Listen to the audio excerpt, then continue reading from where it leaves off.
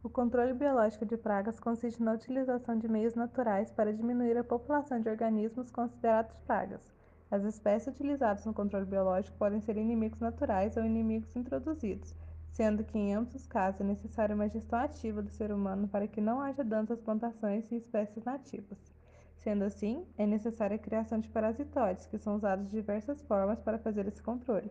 Parasitóides são seres vivos que parasitam outros seres, impossibilitando-os de chegar à fase reprodutiva. Nessa relação ecológica, um organismo obtém parte ou todo o seu alimento às custas do outro organismo. Esses parasitas passam por um período em desenvolvimento internamente ou externamente, em um único hospedeiro e, no final do ciclo, o mata. É importante ressaltar que o parasitismo, competição e antibiose são os principais mecanismos de controle biológico de patógenos. São exemplos de parasitóides usados em controle biológico: T. basalis, T. pretiosum, N. sanguani e C. flavipes. A espécie Trisocos basalis é um importante agente de controle biológico utilizado no manejo dos percevejos da soja. Eles têm preferência por ovos de percevejo verde e, na sua ausência, parasita também em ovos de várias outras espécies de percevejos, o que assegura sua permanência na lavoura. As espécies de percevejo verde depositam seus ovos em massas em folhas de planta de soja cultivadas em gaiola. As massas de ovos são então expostas ao parasitoides e, depois de parasitadas, são coladas em cartelas de papelão e embaladas em saquinhos de nylon, cuja malha permite a saída das vespinhas e impede o ataque dos ovos parasitados por predadores. Assim, elas são prontas para serem distribuídas aos agricultores e levadas ao campo. É importante ressaltar que o Basalis se desenvolve somente em ovos de percevejos. É de fundamental importância a criação do hospedeiro. Pesquisadores da Embrapa Soja desenvolveram uma metodologia simples e de baixo custo de criação desse percevejo, usando frutos de lingusto e sementes secas de soja ou amendoim como alimento. O Trichogramma pretium é a espécie mais amplamente distribuída na América do Norte. É um parasitoide mais generalizado, capaz de parasitar uma variedade de espécies diferentes. Tem sido foco de muitos estudos e pesquisas desde o início do século passado, chegando a ser empregado em 20 milhões de hectares em diferentes partes do mundo. Este parasitoide nada mais é do que uma microvespa que atua diretamente no controle da praga do tomateiro. Seu ciclo acontece da seguinte forma: suas fêmeas localizam no campo os ovos do hospedeiro e neles depositam seus ovos, interrompendo o desenvolvimento da praga logo no início do seu ciclo, tornando-os de coloração escura e dando origem a novas vespas, ao invés de lagartas. Este processo demora de 7 a 12 dias, dependendo da temperatura do ambiente. Embora minúsculas, uma única vespinha consegue parasitar entre 40 a 50 ovos, constituindo-se num dos mais importantes agentes do controle biológico na agricultura. Desde 1989, a Embrapa Semiárido desenvolveu no Vale do Rio São Francisco pesquisas visando o controle biológico da traça, através de liberações do parasitoide Trichogramma pretium. No início dos estudos, os parasitoides foram importados semanalmente da Colômbia, até que fosse dominada a metodologia de produção em massa. As vespinhas do gênero Trichogramma são criadas no Brasil para uso em pesquisas ou para comercialização por instituições de pesquisa, universidades e por laboratórios comerciais. Neodusmetia sanguínea, sendo considerado um dos controles biológicos melhores do mundo. O Neodusmetia sanguínea se trata de um inseto parasitoide que possui em média 1 milímetro de tamanho, sendo utilizado no combate da cochonilha dos capins, a Antonina graminis. O inseto foi trago para o Brasil do Texas, nos Estados Unidos, em 1967, com finalidade de pesquisa para o controle biológico da praga citada anteriormente, a qual é responsável por causar grandes danos aos agricultores, se tratando de um inseto sugador, causando maiores danos ainda no período da seca.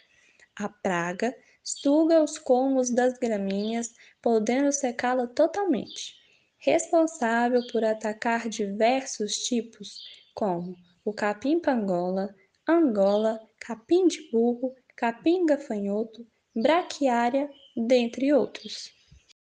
Após ser trago para o Brasil, o Neodosmantia sanguine passou por pesquisa em laboratórios, onde foi mantido o inseto parasitoide e a praga de forma individual, em tubos de vidro de 3,5 cm de comprimento e 0,5 cm de diâmetro, cuja boca foi lacrada com plástico transparente.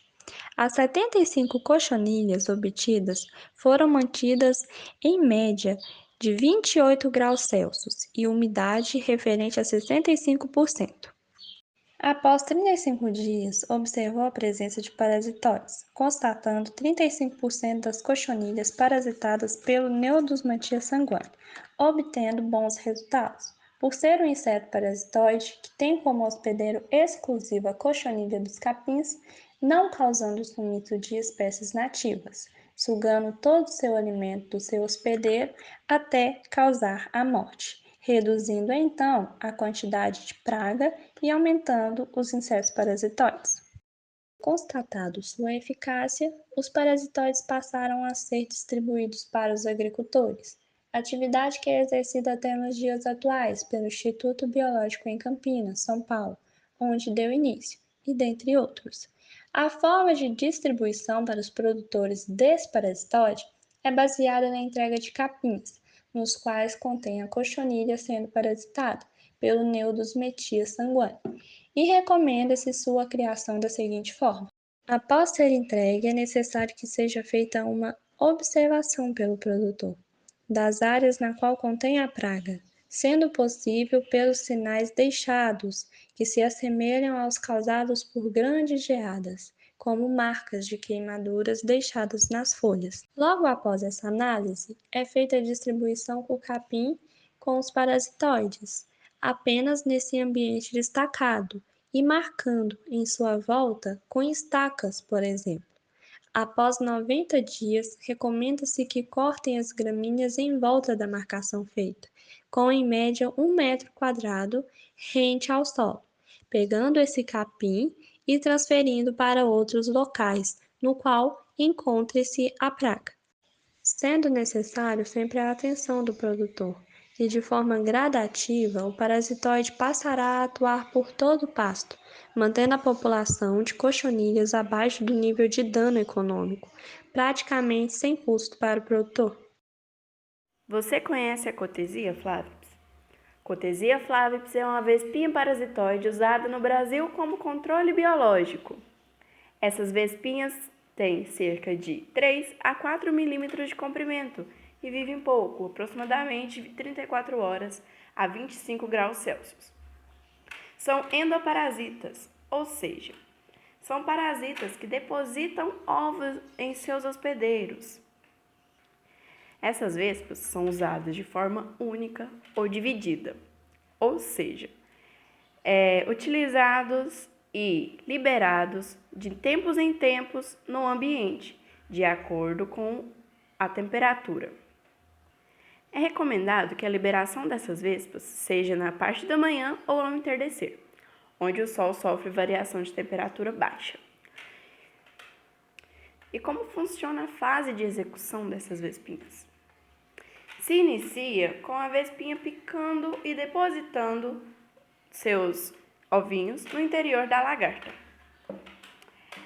Quando os ovos eclodem, saem larvas que se alimentam do interior da lagartinha, ou seja, vão se alimentando daquele corpo onde estão hospedadas, que ela vai morrer.